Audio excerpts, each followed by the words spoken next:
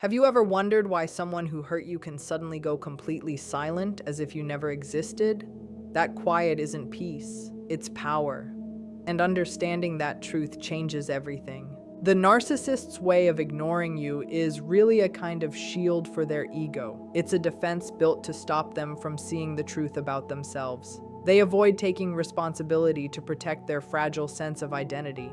When you start to look closely at why narcissists behave the way they do, especially when they hurt you and then disappear into silence, you begin to see how weak and shaky their inner world truly is. On the outside, they may look sure of themselves, even powerful, like they are in total control. But that's only a mask. Beneath that surface lies a fragile ego, a structure so thin that even the smallest challenge makes it feel like it could fall apart. When a narcissist wounds you through words, lies, or emotional games, there's a truth they can't handle. Deep down, a small part of them knows they've crossed a line, but to admit that would mean taking blame. And for someone whose entire sense of worth depends on the illusion of being perfect, that's something they can't do. So instead of facing it, they pull away.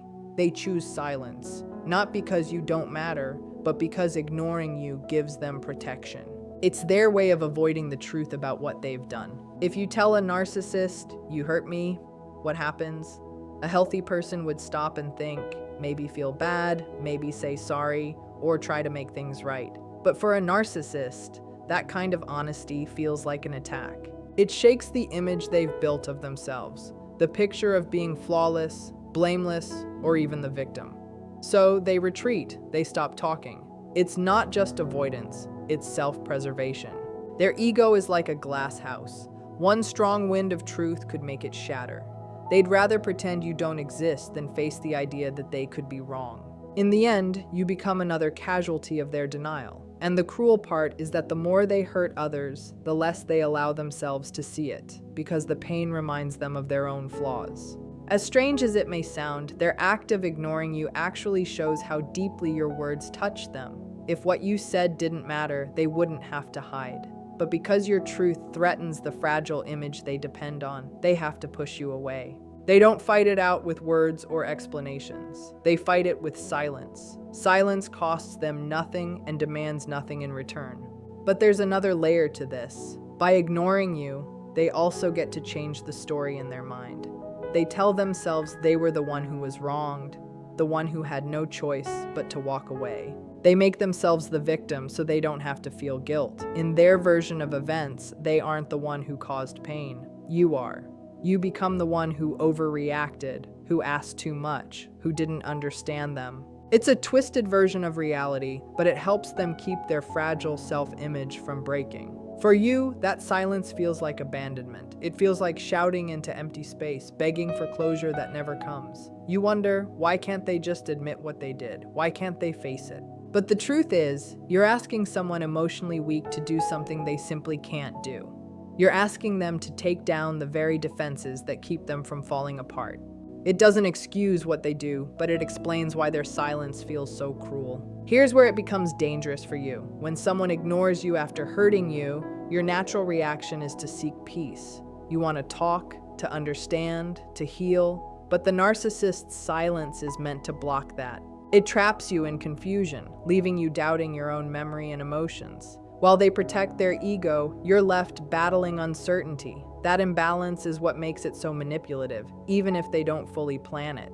A narcissist might not sit there thinking, "I'll ignore them to make them hurt." It's more automatic than that.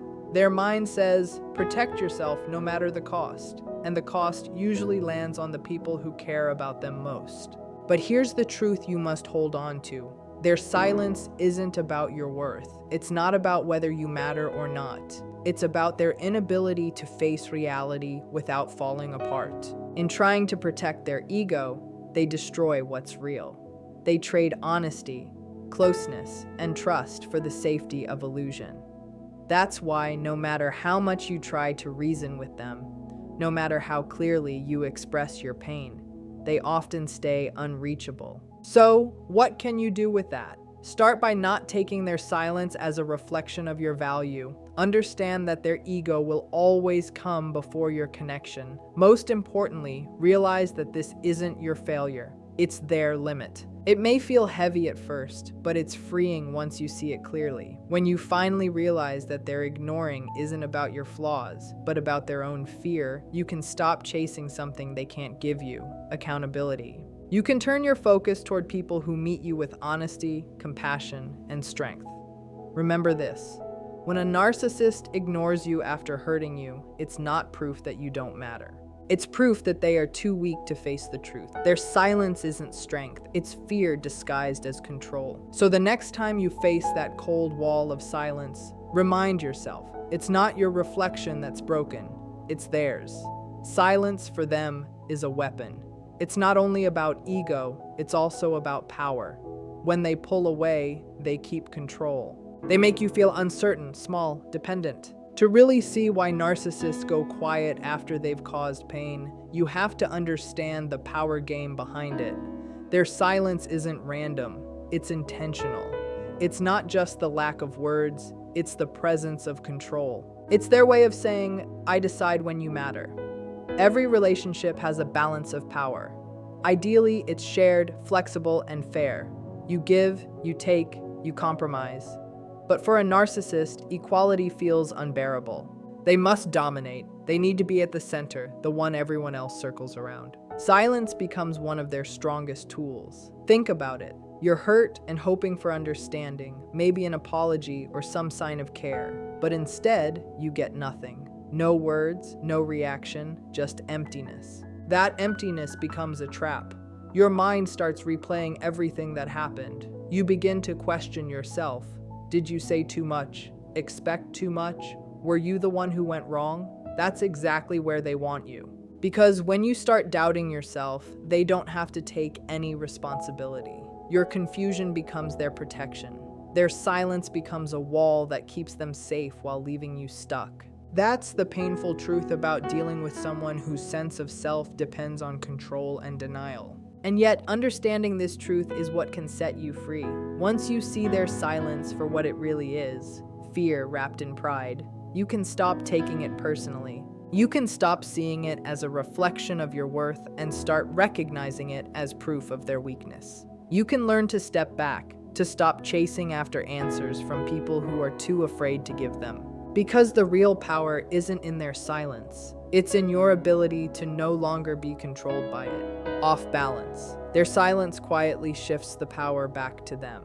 It might look passive, but silence is actually an active move. It turns the emotional weight onto you. Suddenly, you're the one trying to make things right, working to bring back peace, while they sit there calm and distant, holding control without needing to say a single word. The cruel part is how their silence pulls you in deeper. The more you try to reach them, the more power they gain. Your effort feeds their control. It becomes a loop of reward and withdrawal. You never know when they'll reply, so you keep trying harder. This constant guessing makes you emotionally dependent. Your calm starts to rely on whether or not they give you attention. It's a cycle, and breaking free from it takes time and strength.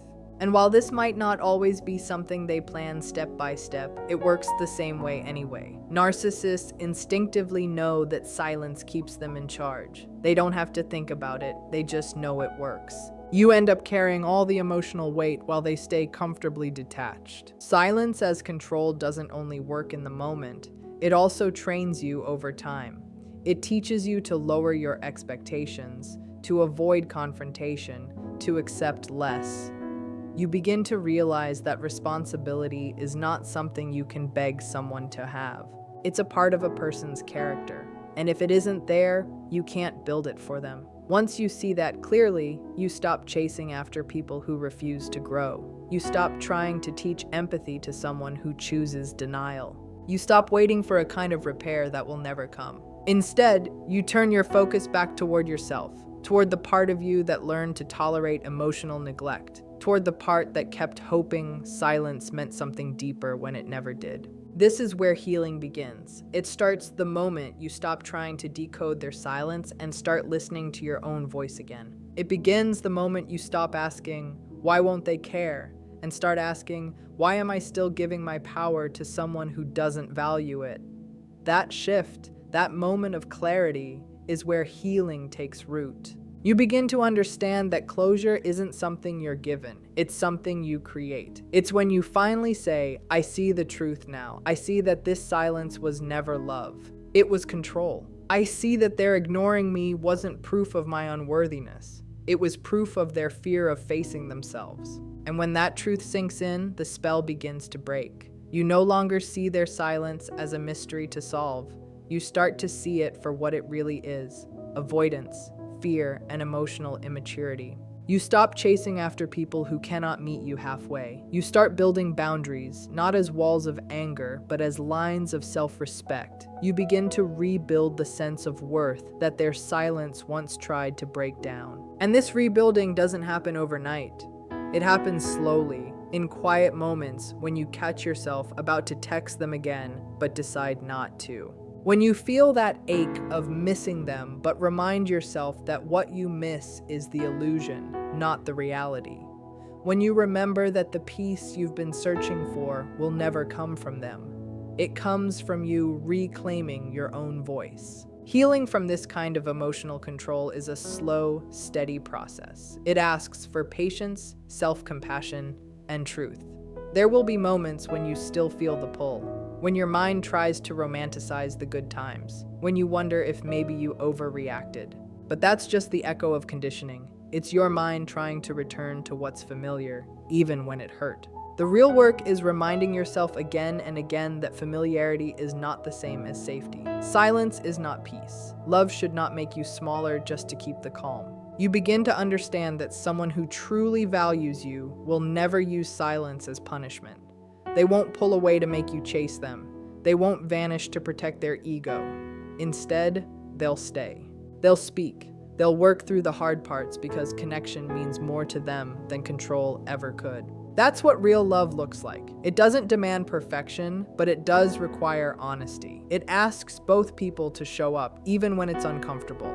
And one day, when you've healed enough, you'll look back at the silence that once tore you apart and feel something new. Not pain, not confusion, but clarity.